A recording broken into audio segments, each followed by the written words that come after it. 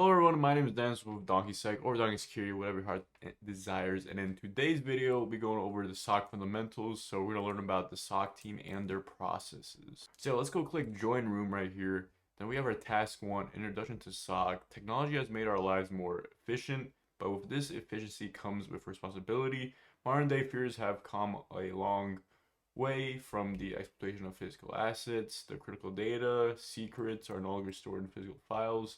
Organizations carry tons of confidential data in their networking systems. Any unauthorized disruption, loss, or modification to this data may cause them huge damage.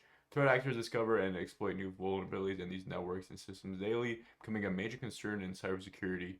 Traditional security practices may not be enough to prevent many of these threats. Dedicating a whole team to manage your organization's security is important. A SOC, which is a security operations center, and is a dedicated facility operated by a specialized security team. This team aims to continuously monitor an organization's network and resources and identify suspicious activity to prevent damage. This team works 24 hours a day, 7 days a week. So yeah, we're going to be diving into some key concepts of the SOC and one of the most important fields in cybersecurity. Building a baseline for SOC, detection and response in SOC, the role of people, process, and technology, and a practical exercise is going to be our learning objectives.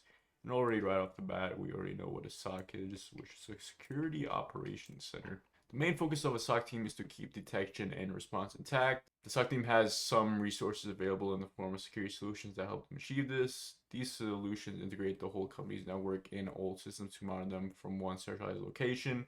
Continuous monitoring is required to detect and respond to any security incident. So we have our SOC here, and then we can detect and we can respond to a incident. So detection. Detect this vulnerability is a weakness that an attacker can exploit to carry out things beyond their permission level. A vulnerability might be discovered in any device's software, operating system, and programs, such as a server or computer. For instance, the SOC might discover a set of Microsoft Windows computers that must be patched against a specific published vulnerability. Strictly speaking, vulnerabilities are not necessarily the SOC's responsibility. However, unfixed vulnerabilities affect the security level of the entire company. Detect unauthorized activity. Consider the case where an attacker discovered the username and password of one of the employees and used them to log into the company system. It's crucial to detect this kind of unauthorized activity quickly before it causes any damage. Many clues, such as geographic location, can help us detect this. Detect policy violations. A security policy is a set of rules and procedures created to help protect a company against security threats and ensure compliance. What is considered a violation would vary from company to company. Examples include downloading pirated media files and sending confidential company files insecurely.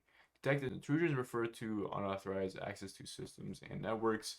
One scenario would be an attacker successfully exploiting our web application. Another would be a user visiting a malicious site and getting their company infected. Response. Support with the incident response. Once an incident is detected, certain steps are taken to respond to it.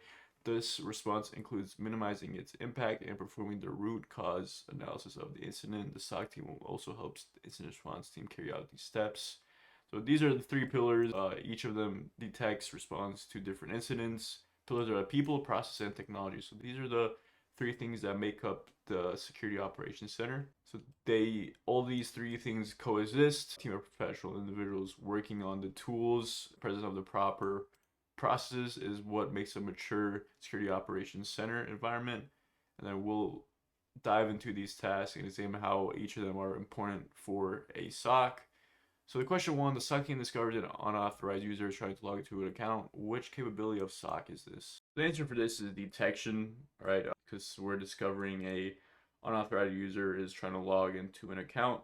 Then what are the 3 pillars of a SOC? We can just copy this. There we go, people, process, technology. Task 3. All right, people in the SOC will always be important, right?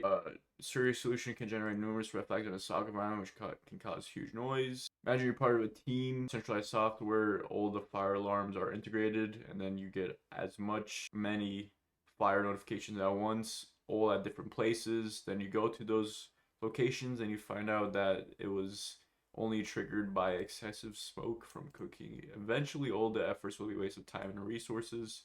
So in a SOC, without human intervention, you'll end up focusing on the more irrelevant issues because of the security solutions that are in place.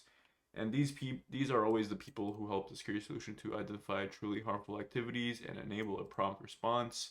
People are known as the SOC team, and then these are the roles and responsibilities. So we have our analysts, we have our engineers, and then we have our SOC manager, and then obviously reports to the CISO. So here's the information about all of them. Basically, SOC analyst level 1 through 3 just range from experience, and they range from like which requires, you know, deeper investigation, right? Level 2 analysts help level 1 analysts dive deeper into investigations and correlate the data from multiple data sources to perform a proper analysis, right? And obviously the level 1s, they're the first responders to any detection. Then we have level 3, which is the most experienced one, right? They often kind of like incident response, right? You know, talks about containment, eradication, and recovery. As I said before, this is where level 3 analysts experience come in handy because they're basically that incident response group, right? Then we have our 2 engineers here. We have our security engineer, works on security solutions, right? And then we have our detection engineer that have security rules, but they have logic built behind those security solutions to detect harmful activities. Then our SOC manager, which obviously manages all of these engineers and the SOC analysts, and they make sure that the processes that the SOC team is being followed, of course, and provide support for each of those processes. And then, as I said before, SOC manager always remains in contact with the CISO, which is the Chief Information Security Officer, providing him or her updates on the SOC team current posture and efforts. So yeah, alert triage and reporting responsibility of SOC analyst level 1. Which role in the SOC team allows you to work dedicatedly on establishing rules for security solutions? So yeah, dedication for establishing rules. Obviously, level 2 and level 3 analysts may create these rules, but the detection engineer is sole responsibility of alerting security solutions by establishing a set of rules. Now we go on to the process here. Each role has its own processes. We can see the role of level 1 SOC analysts as first responders to carry out alert triage, right?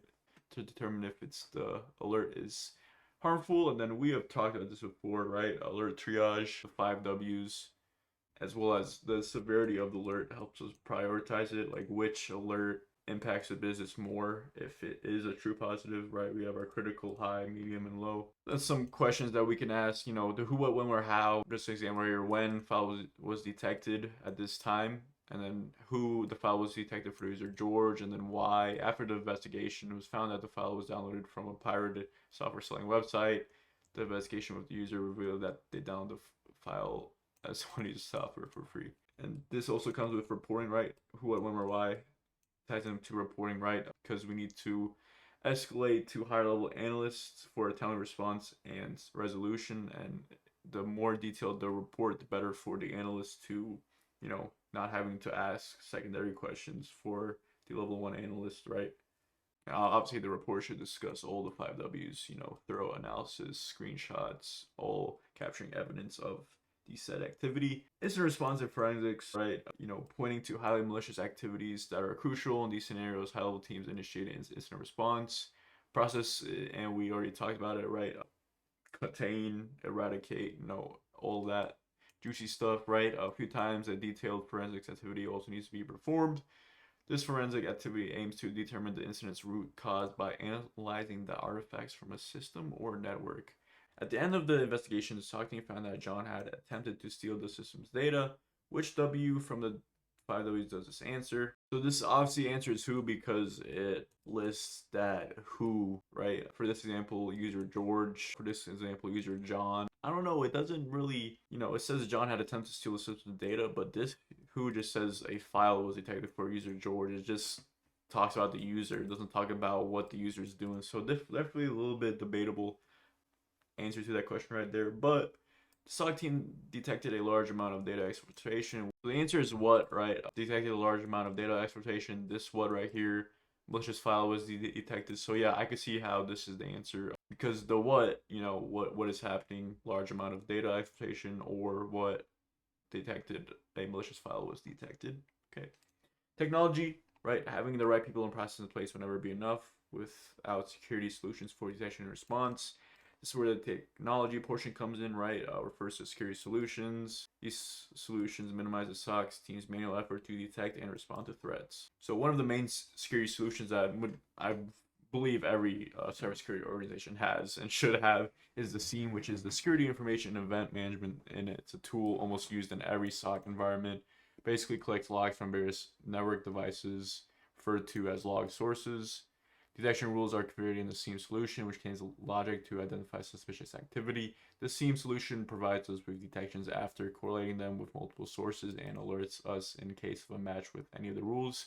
Modern SIEM solutions surpass this rule based on detection analysis, providing us with user behavior analytics and threat intelligence capability. Machine learning algorithms support this to enhance the detection capabilities. Note, the SIEM solution only provides detection capabilities in a SOC environment, and then we have our EDR, endpoint detection and response, basically provides the SOC team with a automated response, right? Endpoint detection, so endpoint, any device connected to the network, and this EDR has extensive detection capabilities for endpoints, allowing you to investigate in detail and respond with a few clicks. Yep.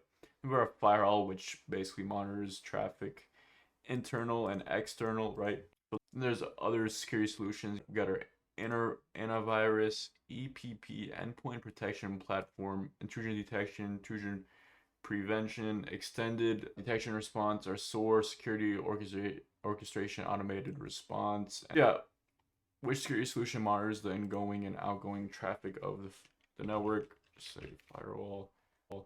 The SIEM primarily focus on detecting and alerting about security incidents. Yeah, I would say yeah, because it's just all about correlating logs into one centralized identity. Yeah, my audio cut off for task 6 and 7, but no worries though. So we are a level 1 analyst, and the 5 W's, we're given the 5 W's below. And we do have this keynote that a vulnerability assessment team notified us that we're running a port scan activity inside the network from the host, this IP right here. So obviously we click view site, we go to acknowledge, we investigate it in our SIEM, and then we do see the source IP all matching to the destination IP, which means that it should be a legit, right? You know, it should be a false positive. So we do see that the activity that triggered the alert was a port scan, and we get this from just a port scan activity. When the time of activity, so just copy and paste any one of these times, where the destination host IP, any one of these IPs except this one right here, which does lead to this question right here. Has any response been sent back to the port scanner IP? So yes, this response has been sent back because the destination IP is 0.8 compared to 0.3. Who the source host name was Nessus, and then where the destination host IP, I don't know if I just said this or not, 0.3 as well. Reason for the activity, it was intended, and then has any response been sent back to the port scanner IP?